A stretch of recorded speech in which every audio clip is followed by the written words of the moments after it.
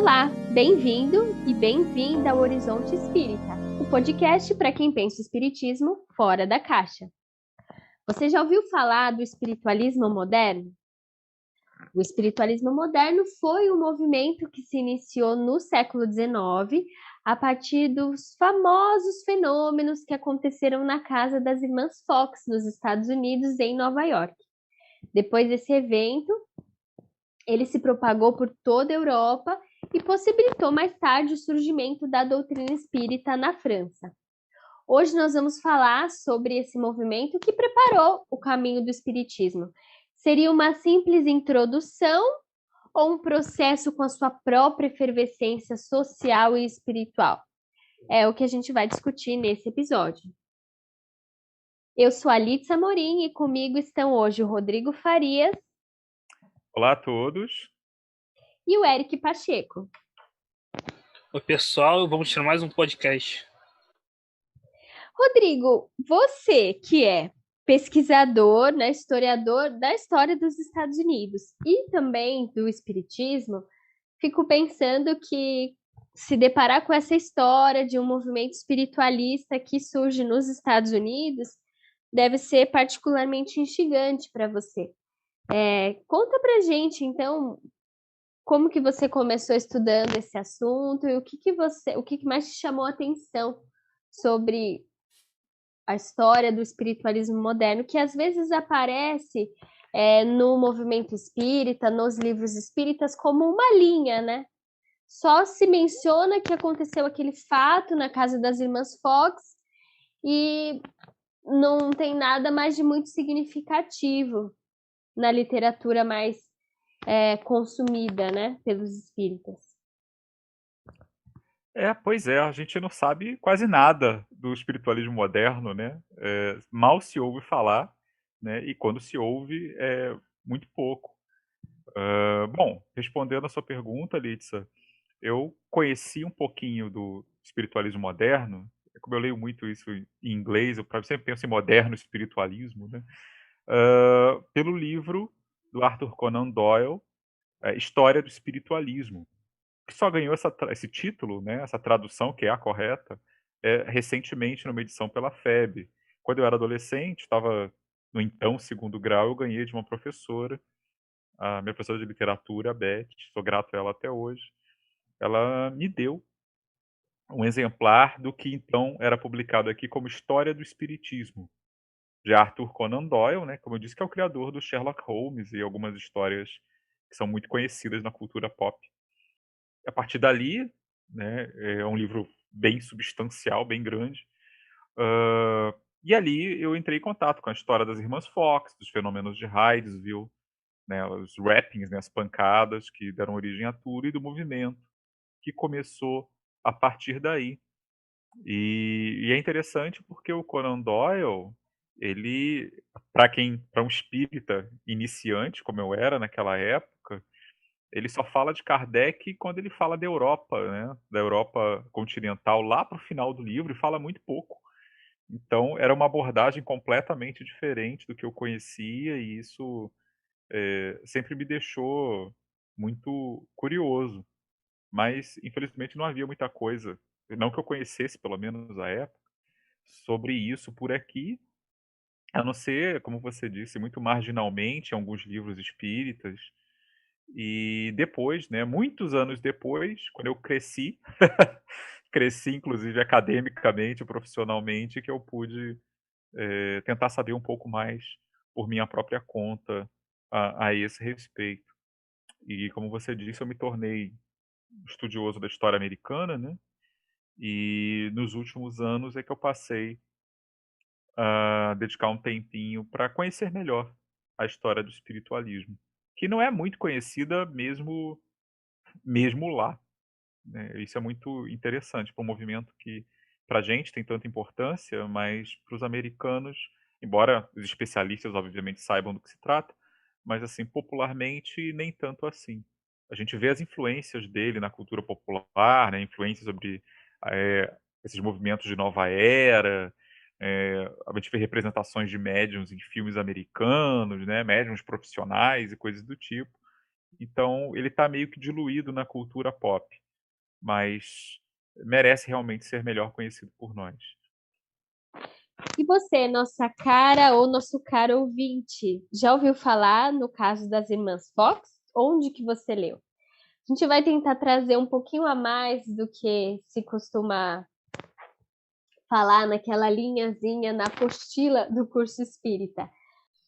Você sabe que existia uma família na cidade de Hydesville e dentro dessa família, duas irmãs pequenas, Kate e Margaret Fox, elas tinham 12 e 14 anos, respectivamente, começaram a ouvir ruídos nas paredes, aparentemente elas estavam envolvidas de alguma forma com esses ruídos, e a investigação da família levou à ideia de que esses barulhos seriam inteligentes. Eram batidas nas paredes, nas mobílias, uma casa rural, né, que alguém poderia suspeitar que era naturalmente cheia de rangeres de coisas. Bom, esses barulhos que estavam acontecendo na casa da família foram interpretados como inteligentes, né, como respondendo a perguntas e intenções da família. E com o tempo, tanto eles quanto os vizinhos se convenceram de que, na verdade, quem produzia esses ruídos era o espírito de um caixeiro viajante que tinha sido enterrado no passado no porão daquela casa. Pelo que se sabe, o corpo desse caixeiro viajante, desse comerciante, nunca foi encontrado no porão daquela casa. Entretanto, a pressão social que foi acontecendo em torno da família Fox, a expectativa de que um espírito estava se comunicando, fez com que as meninas fossem levadas para viver em outro lugar, em Rochester, com a irmã mais velha, que era a Anne Lea Fish. Mas lá elas passaram a realizar aquilo que a gente conhece hoje como sessões mediúnicas, né? Passaram a se comunicar com o além, participavam dessas sessões pessoas envolvidas na religião Quaker, que era uma forma de protestantismo muito presente nos Estados Unidos naquele período. E essas pessoas, além de entusiastas pela comunicação com os espíritos, além de pessoas envolvidas com a religião Quaker, muitos deles também eram ativistas pelo movimento abolicionista da escravidão negra nos Estados Unidos. Então, lembrando que nesse período que a gente está falando, a escravidão ainda existia nos Estados Unidos e também no Brasil. Um dos locais onde aconteceram essas sessões era na casa da Amy e do Isaac Post, que eram Quakers, que eram abolicionistas, que eram amigos próximos da família Fox, e as sessões foram feitas nessa casa, que era também local de hospedagem para escravizados que tinham fugido e também para pequenas palestras abolicionistas.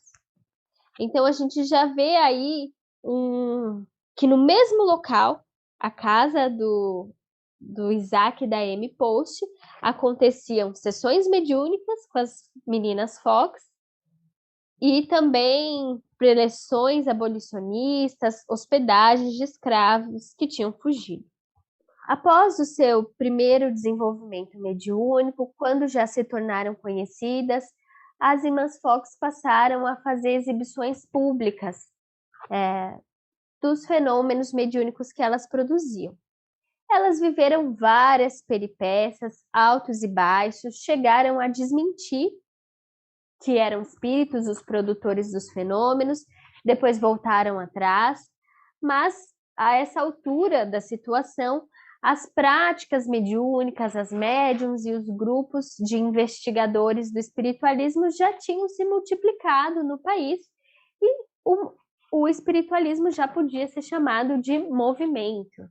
A gente pode até fazer o questionamento, né? Era um movimento religioso, era um movimento científico. Tem um aspecto interessante que a historiadora Anne Brown ressalta, que é o fato de que os espiritualistas chegaram a fazer uma petição para o Senado dos Estados Unidos pedindo que a questão da vida após a morte fosse investigada cientificamente.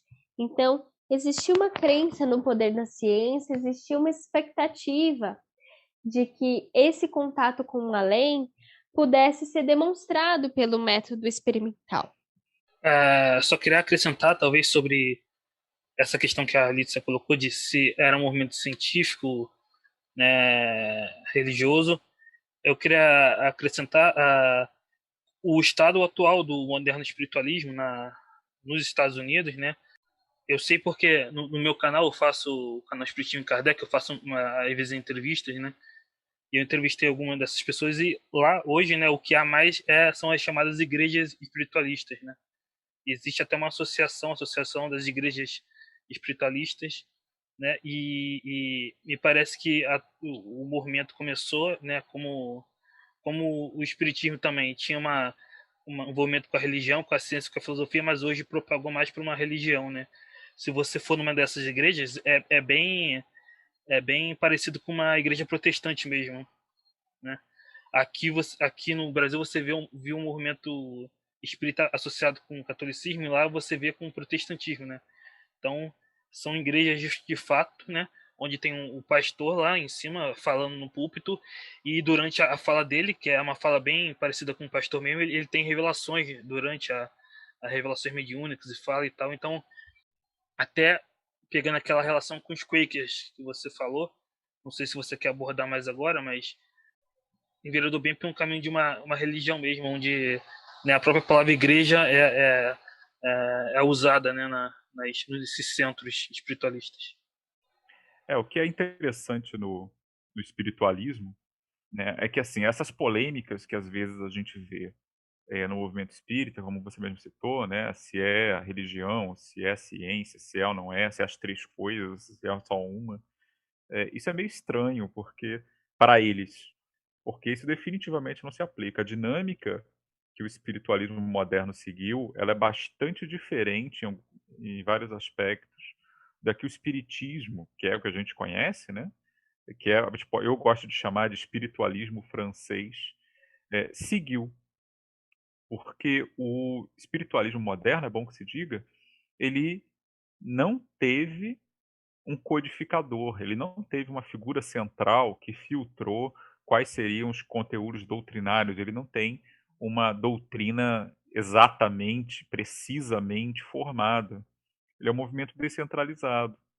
Então, ele começa pelo fenômeno, depois ele se multiplica, né? Começa com as irmãs Fox, ou esse pelo menos é o marco que os próprios espiritualistas escolheram. Claro que os fenômenos sempre existiram. O Conan Doyle, na sua história do espiritualismo, ele gosta de falar dos precursores, né? Ele fala de Swedenborg, na Europa, do século XVIII. Ele fala dos Shakers, que era um grupo religioso nos Estados Unidos, aqueles grupos radicais que estavam surgindo com muita força no começo do século XIX, que também tinham manifestações espirituais. Ele fala do Andrew Jackson Davis, que era um vidente, né, que era magnetizado e a partir daí ele dava diagnósticos sobre doenças e depois ele tem visões do espírito de Swedenborg, né? Aliás, o Davis é a coisa mais próxima, digamos assim, de um Kardec do moderno espiritualismo, e mesmo assim não chega nem perto da centralidade que Kardec teve, né? Porque o Davis, ainda no comecinho do espiritualismo, né? As Irmãs Fox, os fenômenos são 1848, em 1850 ele publica o seu livro sobre a filosofia harmonial, que era baseado nas visões dele, nas revelações que ele tinha, e que, embora não fosse para os espiritualistas o que os livros de Kardec seriam para os espíritas, né?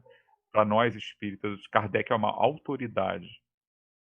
Para os espiritualistas, o Davis é uma referência, mas não tem esse poder todo, né? Ele não define questões.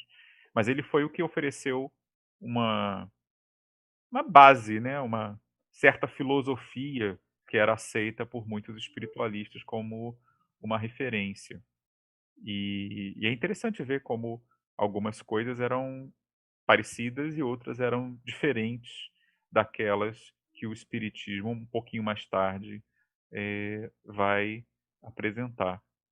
Mas nos 2 casos, eh, é muito interessante ver o seguinte, como a Litsa falou, essa petição ao Congresso americano para que se destinasse uma verba pública para demonstrar a existência de vida após a morte, é que seja na versão americana, que depois seria inglesa também, seja na versão francesa, que também vai se espalhar por todo o continente europeu, e depois vai chegar aqui, no Brasil.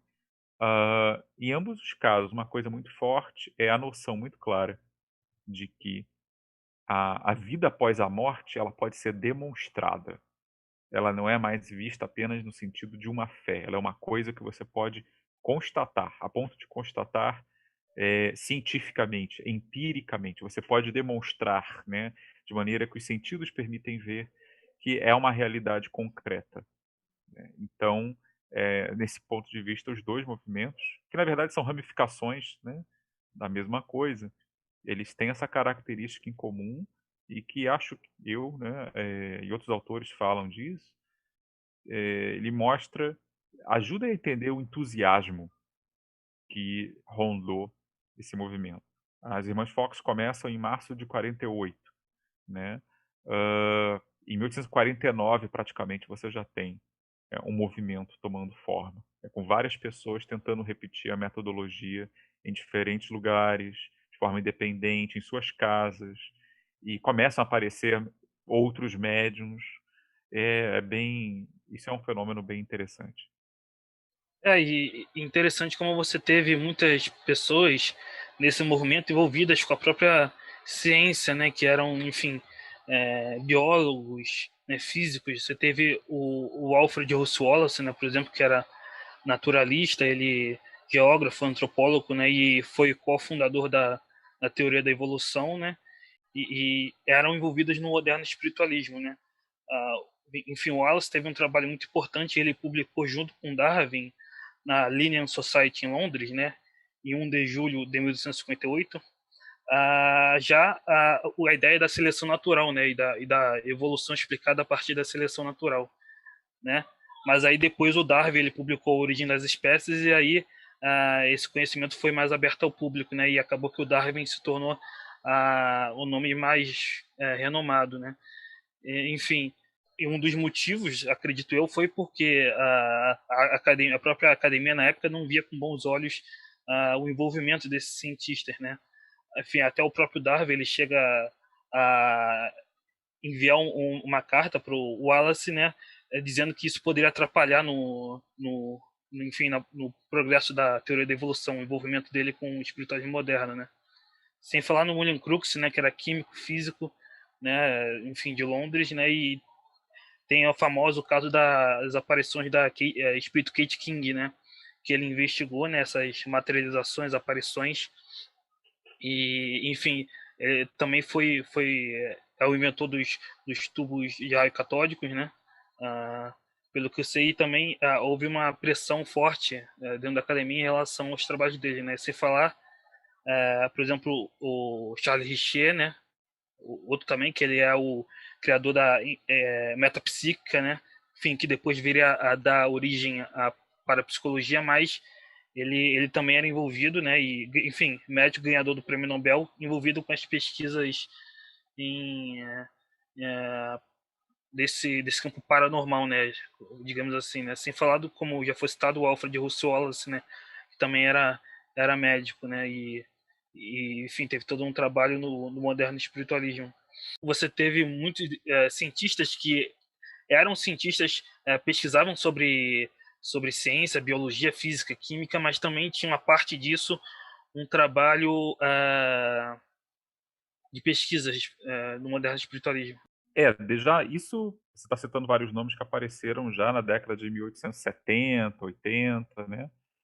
Mas assim, já nos primeiros anos, no começo dos anos 50, pelo menos, você já tinha cientistas tentando descobrir, por exemplo, se as pancadas, né, que seriam produzidas pelos espíritos nas apresentações das irmãs Fox, se elas eram explicáveis de outra maneira, né? Já nos primeiríssimos anos você tem obras e estudos sendo feitos, nem todos eles, mesmo os padrões da época, com boa intenção, né? As irmãs Fox foram vítimas já de denúncias de fraude a eventos que elas não estavam presentes.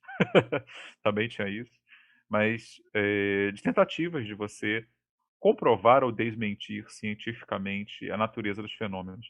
O que chama atenção nesse começo do espiritualismo é que assim, fenomenologia era um negócio muito importante. A gente fala das mesas girantes, mas antes das mesas girantes você tinha os rappings, que eram essas pancadas, né, que depois era um método muito demorado e difícil, né, de comunicação. Você dava uma pancada, era sim, duas pancadas não. Aí quando queria formar uma palavra, a pessoa ficava recitando o alfabeto, e quando chegasse na letra que o espírito supostamente desejaria, aí vinha uma pancada. Ou seja, para você formar uma frase, você levava um tempo longo. E então depois vão se aperfeiçoando, criam-se a prancheta, que o Kardec também vai chegar a usar, né? Aquela parece uma mesinha, né, com rodinhas e um lápis na ponta, e só mais para frente você vai descobrir a psicografia com o próprio médium escrevendo, né?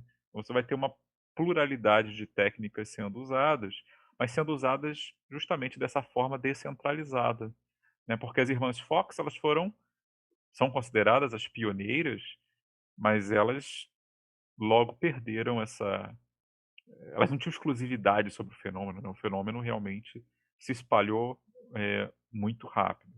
Não, só queria acrescentar, muito bem falado do Rodrigo, da evolução dos fenômenos, né? Enfim, é só um parênteses rápido. A nomenclatura, né, que Kardec usa para se referir né, no moderno espiritismo foi chamado de Rappings, né? E Kardec usava o nome tipologia, né? Aí, como o Rodrigo explicou, tinha a tipologia por sim ou não, né? Uma batida sim, duas batidas não, e a tipologia alfabética, né? Que, enfim, como o Rodrigo disse, deveria ser muito demorado, né? Imagina cada letra uma pancada, né? Então, se houvesse uma palavra, por exemplo, com Z, demoraria, enfim, uma centena de anos, né, para escrever, enfim, só acrescentando essa terminologia. Se o espírito se chamasse Zuleika, ia ser um problema, né? Ia levar minutos só para formar o nome dela. Queria fazer uma recomendação do tipo, fica a dica de cultura pop para os nossos ouvintes. Um filme que estreou há pouco tempo na plataforma de streaming Netflix é o filme Radioactive, que conta a história principalmente da Marie Curie, aquela grande cientista que ganhou 2 prêmios Nobel e que foi companheira do Pierre Curie, também cientista que ganhou um prêmio Nobel. E no filme é retratado um aspecto da vida do Pierre Curie, que era que ele, vivendo na França, se interessou pelas reuniões mediúnicas. Ele chega a frequentar algumas reuniões, o filme retrata isso, retrata que a Marie Curie era bastante cética, ficou um tanto enciumada. Ele chega a considerar a hipótese de pesar uma médium antes, durante uma sessão mediúnica, naquele afã de será que ele conseguiria pesar o espírito, né? Essa parte, essas especificidades da relação do Pierre Curie com as sessões mediúnicas, com o espiritismo, espiritualismo, eu não sei dizer se são licenças poéticas, né, ou retratos fidedignos, mas eu acho que ajuda a gente a perceber o retrato dessa época, que é uma época de muito entusiasmo com a ciência, né? Mas também no qual esse tema da comunicação com os espíritos, ele cresce, ganha a atenção de muita gente, até mesmo de um notável cientista como o Pierre Curie, além de todos esses que vocês mencionaram anteriormente. Mas eu queria falar também, fazendo reflexões, né, sobre esse aspecto, qual é o significado religioso do espiritualismo moderno? O que ele foi? Foi uma revelação? Ele trouxe ganhos, né? Acho que a gente poderia ir começando por esse caminho. Por um lado, eu queria falar algo que a gente repete aqui, né, algumas vezes, que essa ambição de provar a existência do espírito cientificamente, a gente pode dizer que ela precisou ser bastante reformulada no século XX e no século XXI, porque a ciência se modificou muito. Eu, sendo frequentadora de sessão mediúnica e sendo uma pessoa com alguma inserção no campo científico, eu sei que, embora a gente vá numa reunião mediúnica e veja coisas muito convincentes, sempre é possível haver uma outra interpretação sobre o que está acontecendo lá. E, e eu estou longe de achar que não seria possível investigar essas comunicações científicas mais a fundo, né? Mas acho que hoje ainda permanece uma questão em aberto para a ciência. Existe o espírito? Não existe? Mas esse era só um lado do espiritualismo, né? Existia um outro lado que a Embraud retrata bem, que é o fato de que o que a gente tinha nos Estados Unidos antes do espiritualismo? Né? Por um lado, existiam as ideias protestantes mais tradicionais e que foram se tornando ainda mais dramáticas e bastante conservadoras, né? A Embral disse, gente, eu preciso recomendar para vocês esse livro, eu vou citar ele aqui, já que eu vou falar bastante dele. Acho que é um livro que não tem tradução para o português ainda. Se chama Radical Spirits, Spiritualism and Women's Rights in 19th Century America. Quer dizer, espíritos radicais, o espiritualismo e os direitos das mulheres nos Estados Unidos do século XIX. A editora é a editora da Universidade da Indiana. E o que a Embraud conta pra gente nesse livro? Que, por um lado, existia na sociedade dos Estados Unidos daquele período um certo grupo que foi ficando cada vez mais descontente com o protestantismo tradicional, com as ameaças do inferno. Ela conta, por exemplo, que no movimento espiritualista, surgiram muitos relatos de mães que tinham perdido seus bebês, né? O filho morreu pequeno e que a mãe podia se comunicar com aquele filho, sabia que aquele filho estava bem. E aí a Embraud faz um contraste com a teoria evangélica mais tradicional, que poderia vir a dizer que se esse bebê não tivesse sido batizado, talvez nem no céu ele estivesse. Então ela fala de uma sociedade em desencanto com a ameaça do inferno, perturbada com essa ideia. Ela vai falar dessas mudanças culturais, as pessoas começam a achar desejável imaginar uma vida após a morte mais pacífica, mais natural. A Embraud conta até sobre mudanças arquitetônicas que acontecem nos cemitérios, né? Até um determinado momento existiam só aqueles cemitérios bastante suntuosos no meio da cidade, cheio de monumentos. E de repente, no século XIX, começam a surgir aqueles cemitérios afastados da cidade, que são num campo. Tudo isso tem a ver com mudanças culturais que começam a especular se a vida após a morte não seria diferente. Bom, vamos ver então o que estava acontecendo, né? Porque se sempre houve médiums, por que as irmãs Fox decolaram, né? Por que elas fizeram sucesso e acabaram meio que involuntariamente criando um movimento? Os Estados Unidos, em 1848, estavam vivendo o que os historiadores chamam de o segundo grande despertar, que é um movimento de reavivamento religioso. O que isso significa? Exatamente o que o nome diz, é um movimento de trazer a religião, né, e no nível da população em geral, e dar uma reavivada, uma reenergizada no espírito religioso. E a história americana é cheia de momentos em que essa religiosidade, que sempre foi muito forte nos Estados Unidos, ela entra num período de certa efervescência.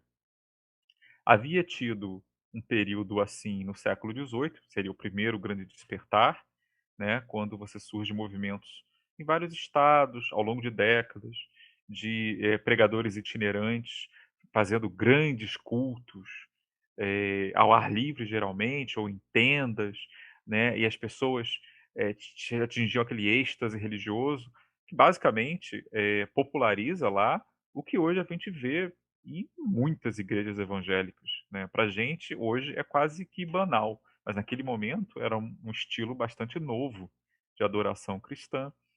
E no início do século XIX você tem o segundo grande despertar, que começam a surgir vários movimentos religiosos, alguns deles bastante consolidados hoje em dia, né? Os Mormons, por exemplo, depois vai ter os Adventistas, né? Que procuravam oferecer uma alternativa a uma visão teológica eh, que até então muito tradicional, calvinista, que era muito pessimista, né? Que era muito focada nessa ideia da predestinação, de que Deus já cria você sabendo se você vai para o céu ou inferno, em que a eleição é feita parte da pessoa. Então, o seu destino já está traçado, não importa muito bem o que você faça.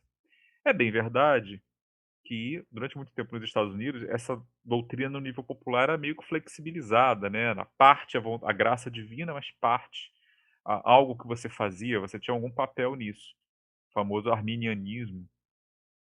Mas, no século XIX, você começa a ter novas leituras religiosas, novas leituras do cristianismo, em que o papel de cada um na sua própria salvação é mais enfatizado.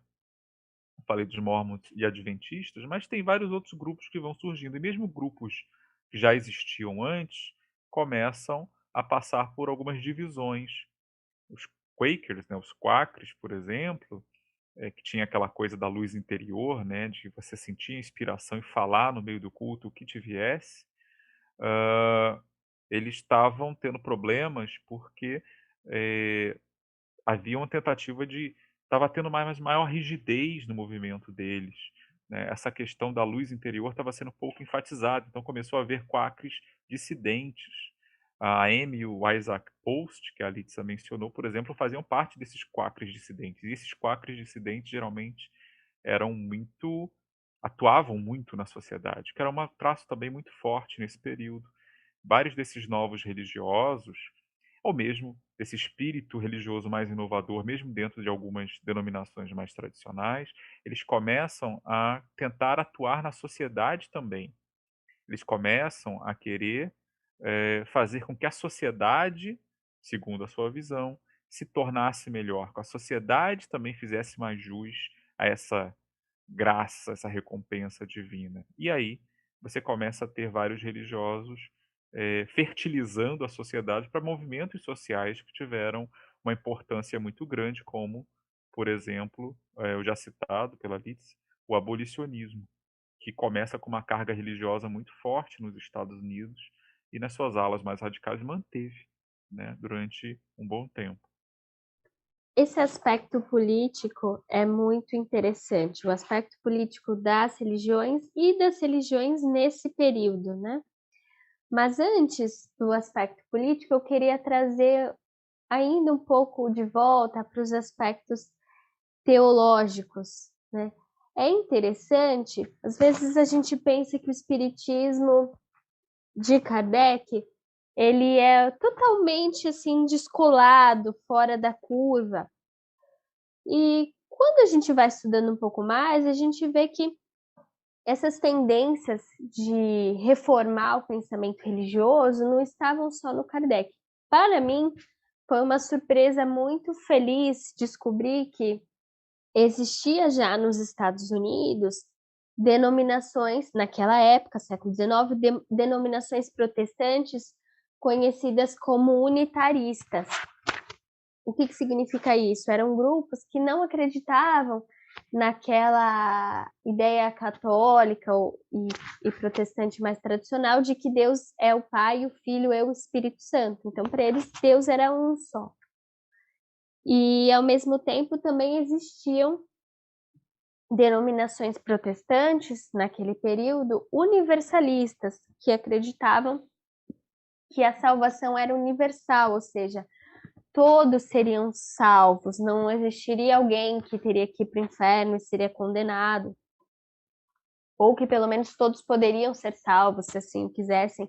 Eu não sei profundamente os detalhes sobre essas linhas confessionais, mas, gente, vejam a semelhança dessas ideias com o que a gente vê no Espiritismo de Kardec, que, num certo sentido, no Espiritismo de Kardec já não tem mais essa questão quem vai ser salvo, quem não vai ser salvo, né? Todos vão evoluir.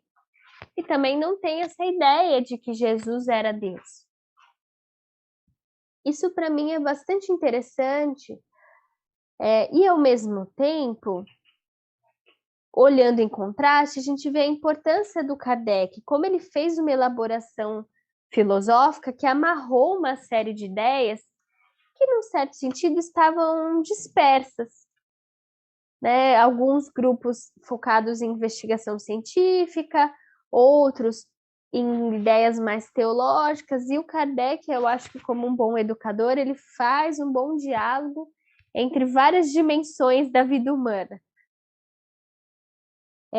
Também, por exemplo, já existia nos Estados Unidos, naquele período, grupos religiosos que negavam que a Bíblia era um livro puramente divino. E é algo que a gente fala tanto aqui no Horizonte Espírita, né? Como é que a gente trata os livros religiosos? Como livros infalíveis? Ou como produções que também são históricas? É interessante, né, a gente ver como haviam pontos em comuns, havia uma tendência de reforma, quase fazendo uma interpretação filosófica, né? O espírito do ser humano querendo, de algum modo, preservar sua essência religiosa, mas já fazendo diversas contestações, exercitando a sua criatividade teológica, sua liberdade de pensar sobre Deus, sobre o universo, sobre a vida. Mas é claro que uma característica do espiritualismo moderno que o Rodrigo enfatizou é essa dispersão, essa diferença, essa falta de unificação, que é uma cara muito diferente do espiritismo francês, especialmente da tradição do Kardec, né? E eu acho que tem outras diferenças entre espiritismo de Kardec e espiritualismo moderno que a gente poderia salientar. Eu acho que ninguém melhor do que o Eric para falar desse assunto, que é o nosso especialista em Kardec aqui do podcast. Perfeito. É interessante isso, né? A gente falou das semelhanças, né? De como o moderno espiritualismo ajudou a originar o espiritismo, mas também há umas diferenças, né? E para falar dessas diferenças, eu queria citar um artigo da Revista Espírita, de 1862, de fevereiro, A Reencarnação na América, né? Que Kardec vai falar, acho que da principal diferença doutrinária mesmo, sobre entre o espiritismo e o moderno espiritualismo, que é no ponto da reencarnação, né? Kardec vai dizer, vai perguntar por que a reencarnação não é aceita na América como é no espiritismo francês, né? Kardec, né, claro, aí é a análise do Kardec, podem discordar ou concordar, ele vai dizer que isso se devia ao preconceito de raça que ainda havia nos Estados Unidos, e que ainda era muito forte, né? Ou seja, seria difícil para um cidadão americano aceitar que ele poderia reencarnar, né, em outros povos, em outras etnias, né? Como ensinava o espiritismo francês, e por conta disso, Kardec diz que a reencarnação não foi ensinada, né, nos Estados Unidos, porque os espíritos respeitavam a, o entendimento das pessoas nos Estados Unidos, né, enquanto revelaram a reencarnação na França, né?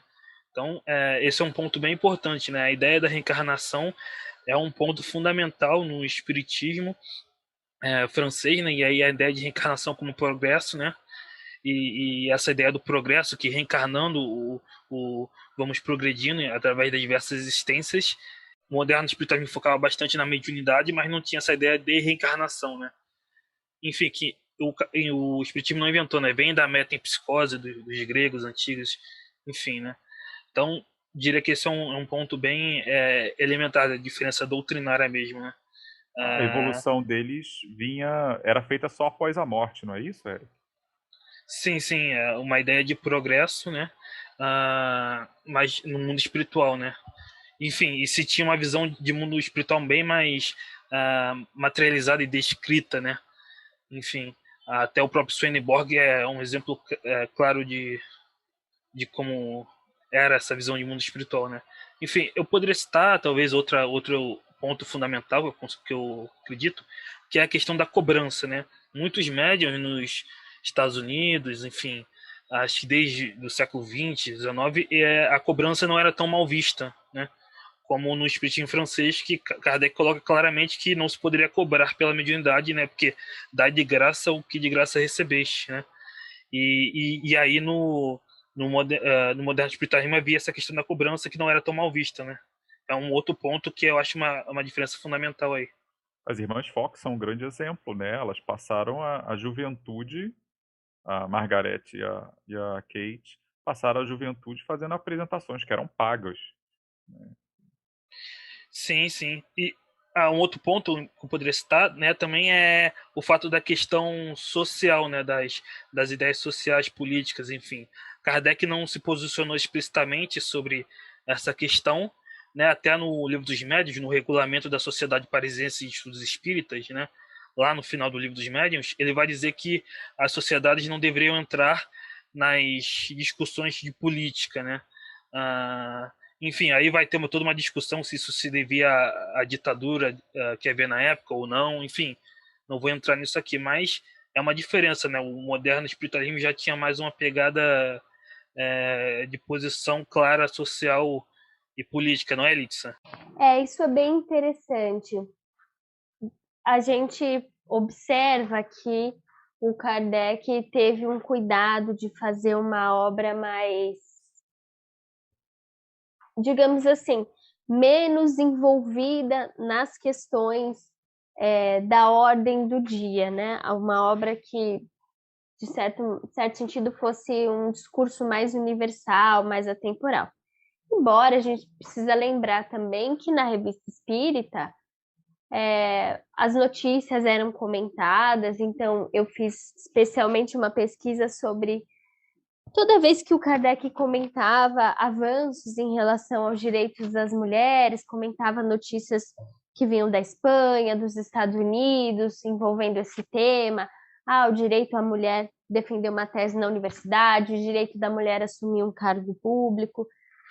Então, não acho que seria correto dizer que o Kardec esteve fora das questões políticas. Mas talvez a gente poderia lançar a hipótese de que entre os espiritualistas nos Estados Unidos, as questões políticas estavam ainda mais presentes e marcadas. Uma primeira coisa que eu acho muito interessante de ressaltar e aqui é uma reflexão mesmo pessoal, né? Uma reflexão, digamos assim, filosófica. Que diferença faz uma crença religiosa que é otimista a respeito do indivíduo, que acredita no poder e no valor da reflexão individual, como era o caso da doutrina Quaker da luz interior. Então, eu estou retomando um ponto que o Rodrigo já falou, porque eu acho que isso é muito importante. Porque os Quakers acreditavam que dentro de cada indivíduo havia uma luz interior, muitos deles se sentiram autorizados a dizer em algum momento, olha, a nossa crença cristã é incompatível com a defesa da escravidão. Nós não podemos nos acomodar com isso. E aí vai se iniciando essa militância pela abolição da escravidão nos Estados Unidos. E é bem interessante de observar que em muitas revistas espiritualistas do momento faziam propaganda anti-abolicionista e recebiam cartas com críticas dos espiritualistas, principalmente da região sul dos Estados Unidos, que era uma região que defendia mais ardorosamente a escravidão, e eles reclamavam, mas mesmo assim as revistas continuavam a dar voz para isso. Eu acho esse exemplo quase uma parábola religiosa, né? Porque para nós hoje é bastante chocante imaginar que um cristão pudesse compactuar com a escravidão. E é exatamente isso que estava sendo discutido no período, né? Por outro lado, pode falar, Rodrigo. Só uma observação sobre isso. Isso é um ponto tranquilo na historiografia, não tem controvérsia nenhuma sobre isso. Várias igrejas mais convencionais americanas, né, tiveram divisões e dissidências, teve cisões entre igrejas do sul e do norte por causa da posição sobre a escravidão. Então, tem até um historiador chamado Mark Knoll, né, que escreveu sobre um livro muito interessante chamado A Guerra Civil Americana, né, que foi grande parte por causa da questão da escravidão, a Guerra Civil como problema teológico, por conta disso. Então, quando você vê denominações que ainda levam, às vezes, o nome Batistas do Sul, Batistas do Norte, tem a ver com isso também, tá? Com esse tipo de divisão sobre a questão da escravidão, que deixou de ser uma mera divergência política e virou uma questão moral e teológica muito forte, com aquelas do Norte, geralmente, uma posição crítica sobre a escravidão, e as do Sul defendendo a manutenção dela, em parte porque os abolicionistas, que eram muito religiosos, muitos deles, não todos, mas muitos eram, eles inovaram no discurso dizendo que a escravidão não era apenas desumana, ela era um pecado. Então, ela era apresentada num discurso fortemente religioso, e isso causava um incômodo muito grande entre aqueles que eram a favor da manutenção dela. E, assim, eu tomo a liberdade de extrair lições filosóficas da história, porque, por exemplo, hoje, atualmente, no movimento espírita, existem aqueles defensores da unificação. O movimento espírita deve ser unificado e deve ser cordial e respeitoso. Concordo que o movimento espírita deve ser respeitoso, mas a unificação, ela não pode ser a qualquer custo. A unificação não pode ser sinônimo de ocultação dos debates, de evitar que se tomem posições quando essas posições são éticas, são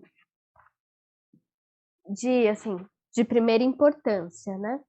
Como era nesse caso, a questão, eu acho muito interessante que esse movimento religioso transforma uma questão social, enxerga a questão ética que está lá implicada e leva isso, né? Levanta essa bandeira como algo da importância devida, né?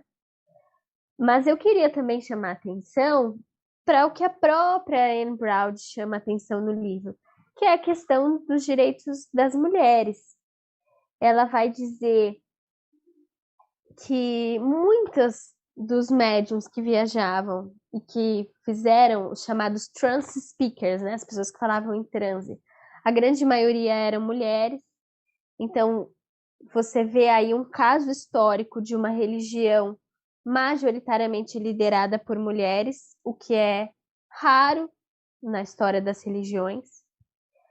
Ela conta casos de médiuns que eram mulheres tímidas. Imagine a educação que uma mulher recebe no século XIX, uma educação bastante conservadora, e essas mulheres bastante tímidas foram incentivadas pelos espíritos a falar, a liderar, a dar palestras. Então, a gente, por exemplo, para quem não está no mundo da história das religiões, A gente até consegue ver algumas denominações religiosas em que as mulheres ensinavam, mas antigamente era só mulheres ensinam só mulheres, mulheres não ensinam homens. E a Anne Browd destaca no espiritualismo moderno nos Estados Unidos, as mulheres ensinam homens também. E as revistas é, espiritualistas vão apoiar a causa dos direitos das mulheres, as convenções espiritualistas vão receber ativistas falando pelos direitos das mulheres, então dá espaço. É como se, por exemplo, hoje num centro espírita ou no movimento espírita, a gente recebesse pessoas para falar sobre os direitos dos animais, ou sobre os direitos humanos, ou sobre os direitos da população LGBT+. Era esse cenário que a gente via. A Anne Browd conta que os espiritualistas realmente eles eram uma religião progressista. A maioria dos espiritualistas defendiam muitas causas progressistas, não só abolicionismo, não só direito das mulheres, mas também reforma nos códigos de vestimenta, vegetarianismo, socialismo, algumas formas de não cooperação com o Estado. Então, uma série de reformas sociais, porque eles acreditavam que realmente o espiritualismo inaugurava uma nova era, que parece muito o que a gente chama de fase de regeneração, né? E que por causa disso eles deveriam adotar essas militâncias, né? A historiografia clássica é surpreendente, né? O espiritualismo, ele não tem uma historiografia muito grande falando dele, mesmo nos Estados Unidos, né? Os livros são relativamente poucos. Você tem muito livro dos espiritualistas, mas livros de pesquisadores contemporâneos falando sobre ele não são tantos assim. E de fato, tem essa pegada progressista que você mencionou, né, que é a Anne Browd, que escreveu em 89, e vários outros autores confirmam. Mas hoje, nos últimos anos, tem surgido alguns pesquisadores que tentam apresentar também o outro lado da moeda, né, como uma que eu estou lendo, Christine Ferguson. Ela escreveu um livro chamado Determined Spirits, em que ela fala sobre o flerte de espiritualistas com ideias que eram comuns naquela época, né, de frenologia, determinismo biológico. E eu ainda estou no começo do livro, né, mas também fala um pouco sobre ideias de raça. Então, ao mesmo tempo, hã, os espiritualistas eram muito avançados em alguns aspectos, mas isso não os isentava de ideias que hoje, também eram consideradas, eh, obsoletas, superadas e retrógradas. Não, você podia ser, ao mesmo tempo, digamos, um abolicionista, né, ser contra a continuidade da escravidão, por razões humanitárias, espirituais, e às vezes isso não significava que você acreditasse na igualdade racial da maneira como a gente entende hoje, por exemplo, né? Isso é bem interessante, essas contradições, né? E só citando mais um nome que eu acho que merece menção, Lídia, que você falou da questão das mulheres, que a primeira candidata à presidência nos Estados Unidos, a primeira mulher candidata à presidência, a Victoria Woodhull, ela era médium, era presidente de uma organização espiritualista, né, que não durou muito tempo porque os espiritualistas eram contra organizações, não havia FEB versão espiritualista, nem nada parecido, mas a que houve, ela presidiu durante um tempo e ela se lançou candidata à presidência dos Estados Unidos, e ela também militava como direito das mulheres, era dona de uma agência de corretagem na Bolsa de Valores naquela época, uma agência para mulheres, e ela lançou a revelia dele sem consultá-lo, né, como vice na sua chapa, o famoso, né, ativista e um dos grandes nomes eh, americanos do século XIX, né, também ex-escravo, né, e tornado ativista abolicionista, o Frederick Douglass. O Douglass não aceitou a candidatura, pelo que se soube, foi lançada para chamar atenção. Infelizmente, naquele momento, em 1872, uma candidatura feminina não era nem um pouco viável, mas ela lançou assim mesmo. E foi um movimento bem interessante. Então ela entrou para a história e ela era uma médium espiritualista, justamente porque era no espiritualismo que a mulher, como você disse, tinha esse espaço que ela não tinha em outras áreas da sociedade, né? Interessante, né, Rodrigo? Acho que a gente poderia até pensar na hipótese se o fato dos espiritualistas nos Estados Unidos flertarem com essas ideias sobre eugenia, teorias de aprimoramento da raça, isso não tem a ver com o entusiasmo deles pela ciência, né? Porque essas ideias eram tidas como científicas.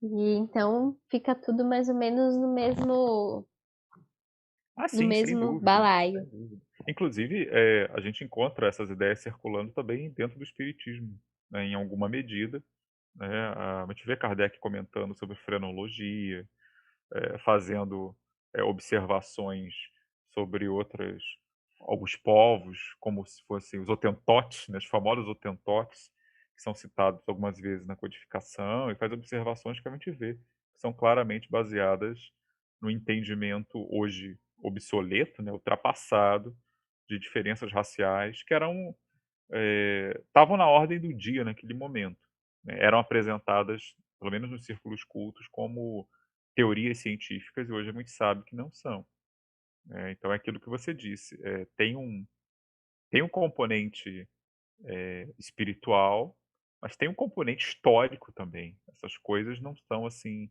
eh, não podem ser tão separadinhas assim. Você tem que fazer o esforço de ver aquilo que tem uma validade mais atemporal e aquilo que é fruto do espírito do tempo.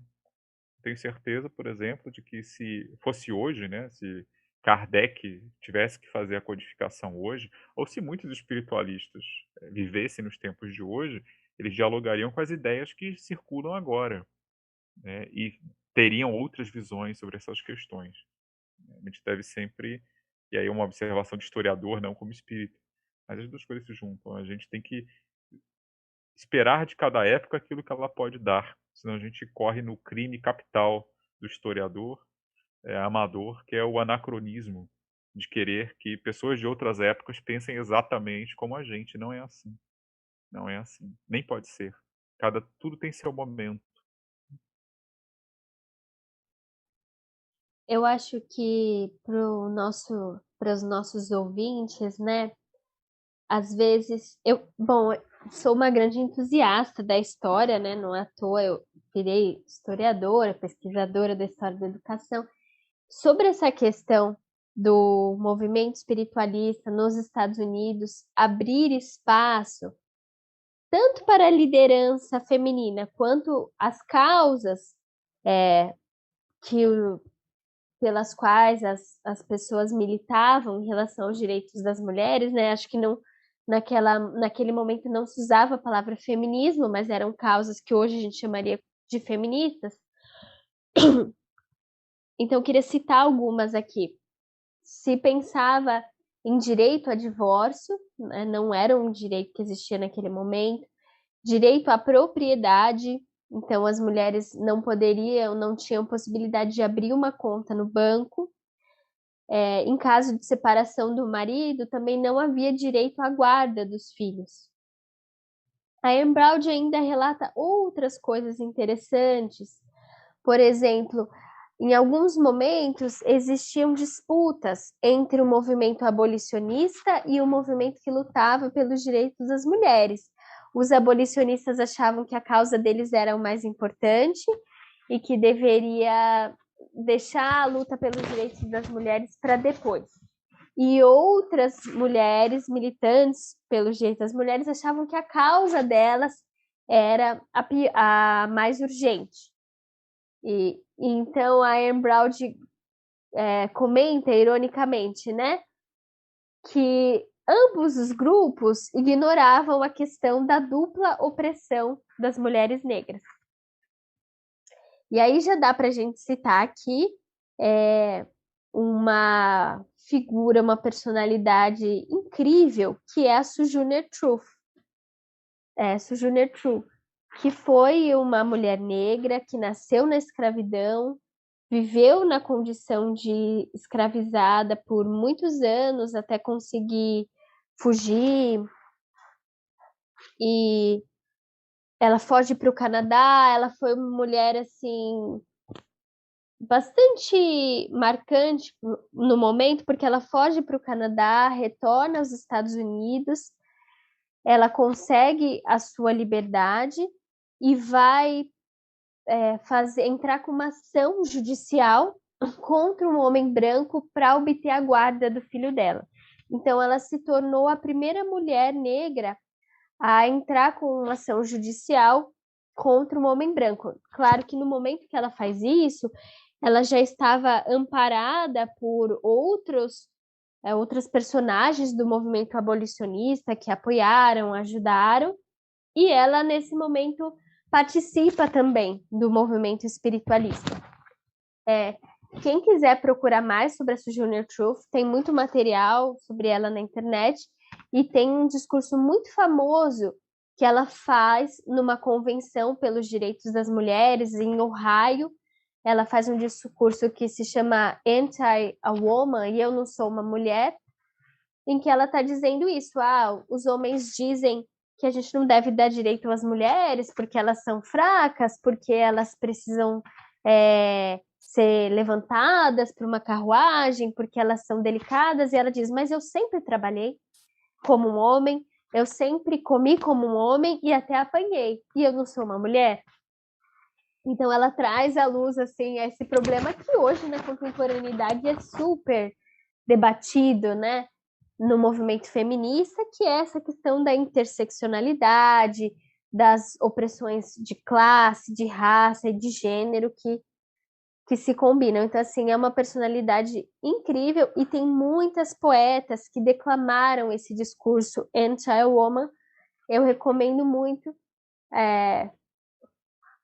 para quem tem interesse pesquisar aí na internet, que vocês vão achar muita, muita coisa legal.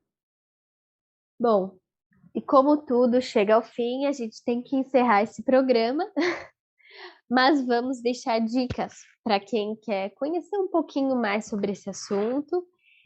Pessoal, vocês recomendam algum livro?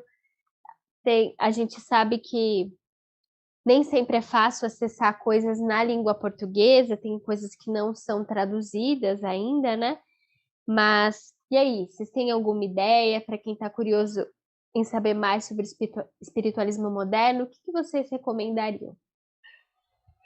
Então, eu queria citar o livro do Alfred Russel Wallace, né, um autor que eu citei durante a minha fala e que eu acho bem interessante, né, pela importância, né, que ele teve para a biologia, mas também para o espiritualismo. E em português tem os livros dele traduzidos, né, pela editora La Chatre, que é a tradução do Jader dos Reis, e tem esse livro que é o Aspecto Científico do Sobrenatural, que é muito interessante. Ele fala primeiro sobre... Tem muita coisa que você vê aqui nesse livro que depois você vai ver em Kardec, né? Então é interessante ver essa relação. Por exemplo, lá no começo ele fala do milagre da ciência moderna, né? Como que o milagre, o sobrenatural, né? É simplesmente o que a ciência ainda não explicou, né? E depois vai ser revelado por leis, né? O que Kardec vai falar lá na Gênese, né? No capítulo que ele fala dos milagres e tal. Enfim, ele fala de várias coisas, vários casos que estavam ocorrendo, né? Ele faz um apanhado de casos também, e ele fala também, interessante, do magnetismo animal, né? Que Kardec tinha essa relação com o mesmerismo, mas também havia essa relação no moderno espiritualismo com o mesmerismo do Mesmer, né? E interessante também que nesse livro ele tem uma parte lá no final que fala sobre os ensinamentos morais do espiritualismo, né?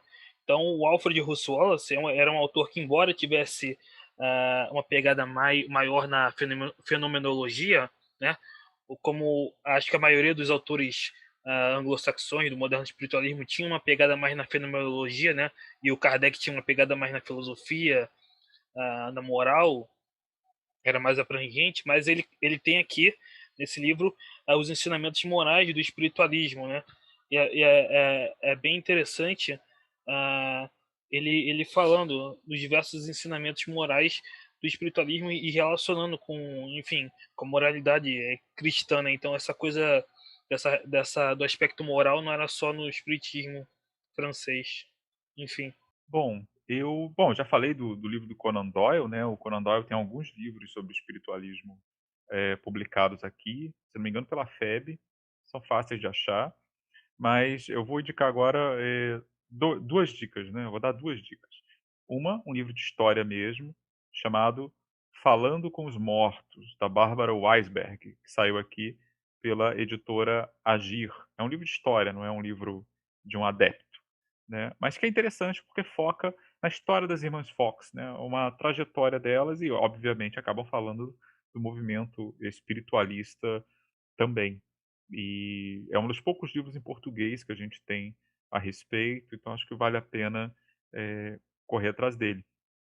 E também queria dar como fonte primária, né, um livro de um espiritualista, além do Doyle, a FEB publicou aqui, o Ensinos Espiritualistas, do William Stanton Moses, que era um religioso, não lembro qual a denominação dele, acho que ele era anglicano originalmente, depois se tornou um médium, e ele publicou alguns livros psicografados, e um deles é esse, Ensinos Espiritualistas, que é bem interessante, porque mostra, digamos assim, a abordagem diferente e ao mesmo tempo muito parecida que o espiritualismo tem em relação ao espiritismo, né? Ele tinha alguns espíritos com quem ele dialogava e ele narra ali o que eles diziam, falavam sobre várias coisas, né? Sobre vida pós-morte, vida na Terra, forças do mal, coisas do gênero. É bem interessante.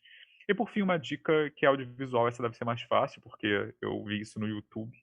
Eu vi na televisão e depois encontrei no YouTube. Há um documentário que aqui foi exibido pela HBO. Ninguém Morre em Lilydale. Lilydale era um lugar em Nova York onde se faziam camp meetings, né, que eram eventos espiritualistas ao ar livre e que depois virou uma espécie de vilarejo, né? E virou uma espécie de atração turística, um parque temático espiritualista. E então ela tem história, inclusive tem uma réplica da casa das irmãs Fox lá. E hoje você pode visitar o lugar, você compra um passaporte, pode até se hospedar lá. E as pessoas falam com vários médiums, enfim. Hoje tem um quê de movimento nova era lá também, que é uma mistura muito comum, pelo menos nos Estados Unidos. Creio eu que na Europa não seja muito diferente. E que dá uma visão, né? O documentário acompanha a trajetória de algumas pessoas que estão procurando notícias de seus entes queridos falecidos e se consultam lá com vários médiums. Então você consegue ver um pouco do que é uma dimensão, um aspecto do que é o legado do espiritualismo na cultura americana hoje, no século XXI. Então, a gente tem aí um livro de história, para quem quiser conhecer melhor, uma fonte primária, para quem quiser entrar em contato direto com um espiritualista importante da época, o Moses era inglês, se não me engano, e você tem um documentário procurando falar do que resta do movimento espiritualista como ele é nos dias de hoje. Bom, eu queria recomendar um livro que é uma coletânea de artigos de diversos historiadores do espiritismo, historiadores e pesquisadores também de outras ciências, que se chama Espiritismo em Perspectivas. Foi lançado pela editora Saga e nesse livro tem um artigo do Humberto Schubert Coelho, que se chama Matrizes Filosóficas do Espiritualismo Moderno. Então, assim, é uma leitura densa, mas bastante interessante para quem quer conhecer a fundo o que aparece aí no espiritualismo moderno do ponto de vista filosófico. Então é isso, pessoal. A gente espera que vocês tenham gostado. Se gostaram, se não gostaram, se tiveram dúvidas, escrevam para a gente nas redes sociais. Sugiram temas aqui para o nosso podcast. A gente vai adorar conversar com vocês. Um beijo e até o próximo programa. Tchau, tchau.